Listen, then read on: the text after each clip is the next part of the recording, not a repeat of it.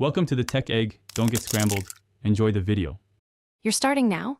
Insert the micro SD into an SD adapter or USB card reader and plug it into your laptop.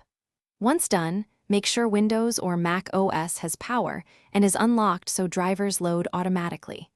You'll see a brief device sound or notification. That means the system recognized hardware. If you use a USB hub, connect directly to the laptop port to avoid power hiccups. After a few seconds, open File Explorer or Finder to check for a new You should see a new drive appear. Click to open it and inspect folders. If files don't show, make sure you have the right permissions and that hidden files aren't suppressed. Copy or drag files to your laptop for editing or backup. Use Shift+Delete only if you want permanent removal. If Mac OS prompts to import photos, choose Import or Cancel depending on your goal. Make sure transfers finish before removing the card. Progress bars indicate active writes to avoid corruption.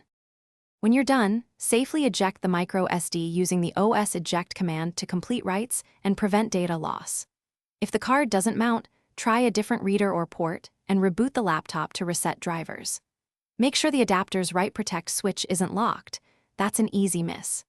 If still invisible, open Device Manager or Disk Utility to see if the device appears unallocated and run a repair or quick format. Note formatting erases data, so only do that if you've exhausted recovery options. Thanks for watching. Consider subscribing if I helped unscramble your problems.